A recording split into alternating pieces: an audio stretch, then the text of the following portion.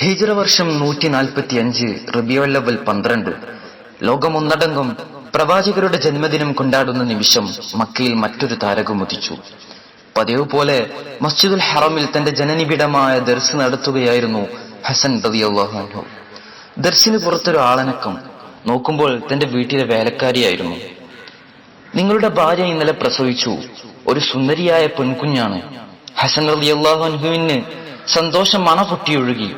ഉടൻ അദ്ദേഹം സുജൂദിൽ വീണു.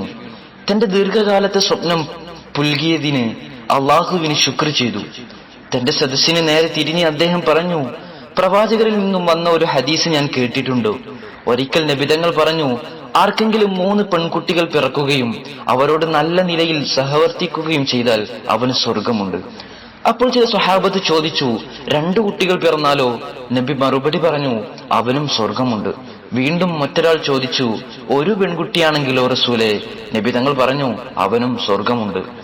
ശേഷം ഹസൻ റളിയല്ലാഹു അൻഹു തന്റെ വേലക്കാരിയുടെ അടുത്തേക്ക് നടന്നു. സാധാരണ സന്തോഷ വാർത്തയുമായി വരുന്ന ദൂതന് സമ്മാനം നൽകാറുള്ളത് അറബികൾക്ക് പതിവായിരുന്നു. അവർക്ക് സമ്മാനം നൽകിക്കൊണ്ട് ഹസൻ റളിയല്ലാഹു അൻഹു പറഞ്ഞു, ഞാൻ അവൾക്ക് നഫീസ എന്ന് പേരിടാൻ ഉദ്ദേശിക്കുന്നു. അവൾ ലോകത്തെ അമൂല്യ രത്നമായി മാറട്ടെ, ഇൻഷാ അല്ലാഹ്. അങ്ങനെ വേലക്കാരി തിരിച്ചുപോയി കാര്യങ്ങൾ അറിയിച്ചു. മുസ്ലിം ചരിത്രത്തിലെ സൂഫി വനിതകളിലെ ഒരു അമൂല്യ രത്നമാണ് ബഹുമാനപ്പെട്ട നഫീസത്തുൽ മിസ്രിയ റളിയല്ലാഹു അൻഹ. അറിവുകൊണ്ടും പാണ്ഡിത്യം കൊണ്ടും ആത്മീയത കൊണ്ടും ഇസ്ലാമിക ചരിത്രത്തിലെ തുല്യതയില്ലാത്ത മഹാപ്രതിഭ.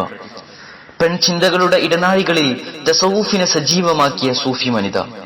ലോക സ്ത്രീ സമൂഹത്തിന് മാതൃകയാകും വിധം ഒറ്റയാനായി ചരിത്രം മുറിച്ചുകടന്ന വിശുദ്ധ മഹിളാ രത്നമായിരുന്നു മഹദി. സ്ത്രീകൾക്ക് മാത്രമല്ല, ലോകത്തെ സർവ്വജനങ്ങൾക്കും വേണ്ടി അവർ നിലകൊണ്ടു. വ്യാകുലതകളുടെ ക്ലാവ് പിടിച്ച ജീവിതങ്ങൾക്ക് സമാധാനത്തിന്റെ താഴ്വരയായിരുന്നു മഹദി. മിസ്രിയ, സാധാരണ ഈജിപ്തുകാരെ വിളിക്കുന്ന പേര് അവർ സ്വന്തമാക്കിയത് ജീവിതത്തിന്റെ അവസാന ഭാഗം മാത്രം അവർ ഈജിപ്തിന് സമർപ്പിച്ച സംഭാവനയുടെ ഉപഹാരമായാണ്. ഇസ്ലാമിക ചരിത്രത്തിലെ ഈ സൂഫി വനിതയെ അറിയാത്തവരായി ഒരാളും ഉണ്ടാകില്ല. നഫീസത്തുൽ മിസ്രിയുടെ ജനനം മക്കയിലാണ്. വളർന്നത് മദീനയിലും. തന്റെ ജീവിത ദർശനങ്ങളുടെ ശോഭ വിതറാൻ ഈജിപ്തിനെയും തിരഞ്ഞെടുത്തു. ഈജിപ്ത് പണ്ടേ ജ്ഞാനികളുടെയും സൂഫികളുടെയും അനുഗ്രഹീത ഭൂമിയായിരുന്നു. അവർക്കിടയിൽ പുഷ്പമായി വിടർന്നു നിന്ന ഈ ശിശുകാല ജീവിതമാണ് നഫീസയെ ചരിത്രത്തിൽ തുല്യതയില്ലാത്ത നഫീസത്തുൽ മിസ്രിയ എന്ന അത്ഭുത വനിതയിലേക്ക് നടത്തിയത്. ഈജിപ്തിന്റെ മണ്ണ് ഒരുപാട് പ്രവാചകന്മാരുടെ കാൽപാദമർന്ന മണ്ണാണ്. തിരുനബി സല്ലല്ലാഹു അലൈഹി വസല്ലമ തങ്ങളുടെ മരണശേഷവും ഒരുപാട് സുന്ദര മുഹൂർത്തങ്ങൾക്ക് ഈ മണ്ണ് സാക്ഷിയായി. അമവി അബ്ബാസി ഭരണകൂടത്തിന്റെ ആരംഭം അഹ്ലുബൈത്തിന്റെ മദീനയിലെ ജീവിതം ദുഷ്കരമാക്കി. തുടർന്ന് സ്വഹാബി പ്രമുഖരും സൂഫിയാക്കളും അഭയം തേടിയ മണ്ണ് കൂടിയാണ് ഈജിപ്ത്. ഷാഫി റളിയല്ലാഹു അൻഹു പോലെയുള്ളവരുടെ ഈജിപ്തിലേക്കുള്ള കടന്നുവരവ് ഈ നാടിനെ ചരിത്രത്തിൽ അനശ്വരമാക്കി.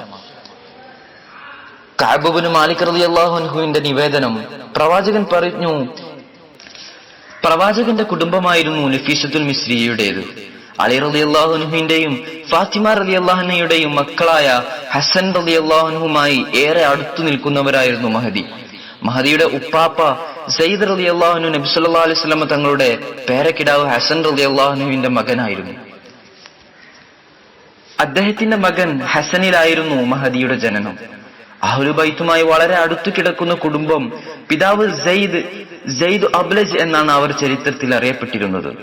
ഇസ്ലാമിന്റെ ആദ്യ നൂറ്റാണ്ടിന്റെ സ്പന്ദനങ്ങൾക്ക് സാക്ഷിയായ മഹാൻ കൂടിയായിരുന്നു അദ്ദേഹം.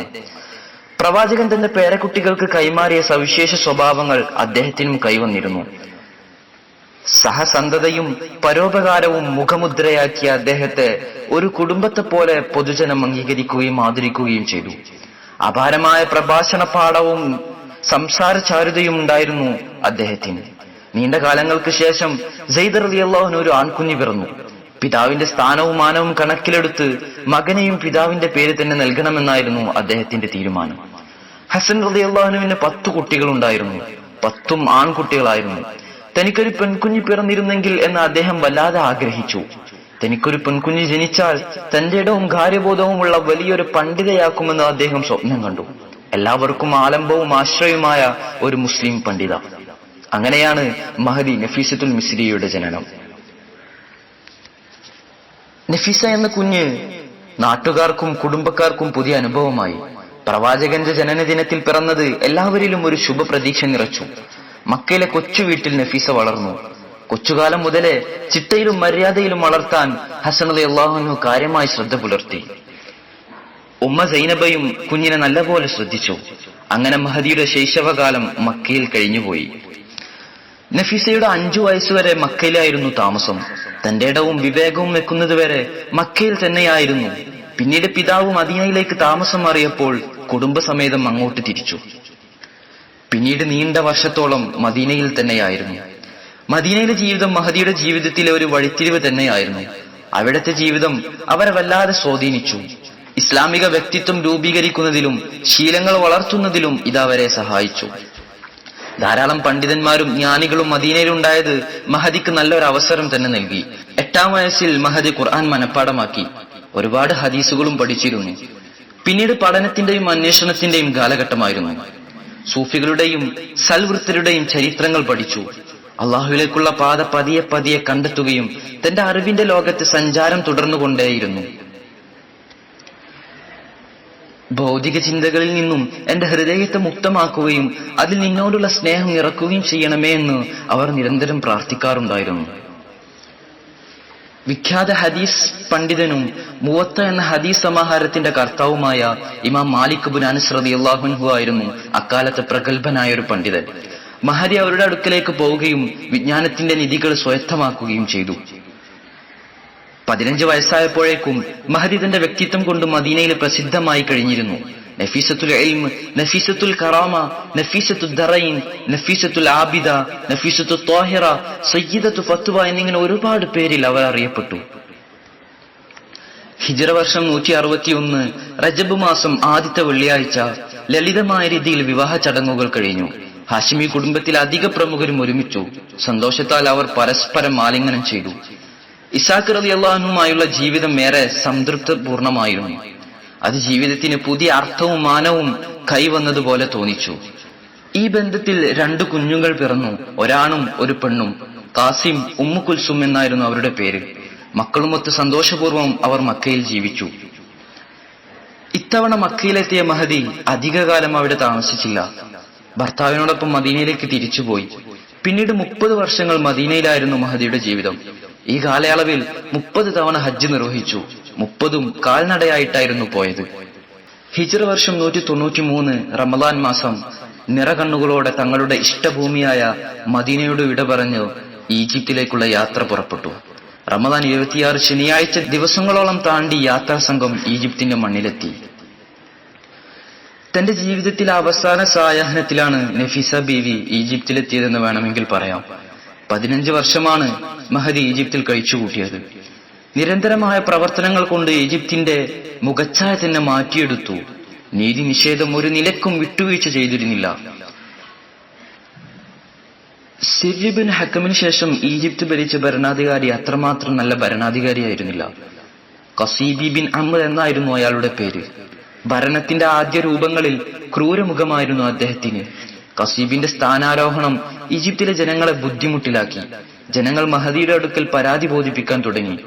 ഉടൻ മഹദി ഭരണാധികാരിക്ക് കത്തെഴുതി, അങ്ങയുടെ മേൽ അള്ളാഹുവിന്റെ രക്ഷയുണ്ടായിരിക്കട്ടെ. ഭരണാധികാരികൾ അതിക്രമകാരികളാവുകയോ വഴിവിട്ട് സഞ്ചരിക്കുകയോ ചെയ്താൽ അവരെ നിർമാർഗത്തിലേക്ക് നയിക്കുക എന്നത് ഭരണീയരുടെ കടമയാണ്. നിങ്ങൾ ധിക്കരിക്കാതിരിക്കുക, അല്ലെങ്കിൽ നിങ്ങൾ ഉദ്ദേശിക്കുന്നത് ചെയ്യുക. ഞങ്ങൾക്ക് അള്ളാഹു ഉണ്ട്, ഞങ്ങൾ അവനോട് അവലാതി പറയുകയാണ്. ഇതായിരുന്നു ആ കത്തിന്റെ ചുരുക്കത്തിലുള്ള ഉള്ളടക്കം. ഭരണാധികാരികളുടെ കടമകൾ വിവരിക്കുന്ന ഖുർആനിക സൂക്തങ്ങൾ അവർ അതിൽ ഉൾപ്പെടുത്തി. കത്ത് കിട്ടിയ നസീബ് അത് തുറന്നു വായിച്ചു. അതിലെ വരികൾ അദ്ദേഹത്തെ വല്ലാതെ കണ്ണു തുറപ്പിച്ചു. അങ്ങനെ അദ്ദേഹം അള്ളാഹുവിനോട് പാപമോചനം തേടുകയും നല്ലൊരു ഭരണാധികാരിയായി തുടരുകയും ചെയ്തു. മൂല്യാധിഷ്ഠിതമായ സാമൂഹിക പ്രവർത്തനങ്ങളുടെ വലിയൊരു ഉദാഹരണമായിരുന്നു മഹദി നഫീസത്തുൽ മിസ്രിയ. അബ്ബാസി ഭരണകൂടം മദീനയുടെ ഗവർണർ സ്ഥാനം ഏൽപ്പിച്ചതിനാൽ ഭർത്താവ് ഇസ്ഹാഖ് നേരത്തെ തന്നെ മദീനയിലേക്ക് തിരിച്ചു പോന്നു. നഫീസ ബീവിക്ക് ഈജിപ്തിൽ താമസിക്കാൻ സമ്മതവും കൊടുത്തു. ഇടയ്ക്കിടെ വന്ന് സന്ദർശിക്കാമെന്നായിരുന്നു തീരുമാനമെങ്കിലും പല കാരണങ്ങളാൽ നടക്കാതെ പോയി. ഇമാം ഷാഫി റളിയല്ലാഹു അൻഹുവിന്റെ മരണശേഷം അള്ളാഹുവിലേക്കുള്ള ബന്ധത്തെ ബീവി കൂടുതൽ മുറുക്കി. സർവ്വഭൗതിക ബന്ധങ്ങളും മുറിച്ചു. മഹദി തനിക്കുള്ള ഖബർ സ്വന്തം കൈകൾ കൊണ്ട് കുഴിക്കുകയും ഖബറിലിരുന്ന് 1000 ഖത്മുകൾ 10,000-ത്തിലധികം റക്അത്തുകൾ നിസ്കരിക്കുകയും അസംഖ്യം ദിക്റുകൾ ചൊല്ലുകയും ചെയ്തു. ഹിജ്റ 208 റജബ് മാസം മഹദിക്ക് ശാരീരിക അസ്വസ്ഥതകൾ അനുഭവപ്പെട്ടു തുടങ്ങി. ക്രമേണ രോഗം മൂർച്ഛിച്ചു. രോഗം ശമിക്കാൻ മരുന്ന് കഴിക്കണമെന്ന്, അതിനായി നോമ്പ് മുറിക്കണമെന്നും വൈദ്യൻ കൽപ്പിച്ചു. പക്ഷേ മഹദി അതിന് തയ്യാറായിരുന്നില്ല.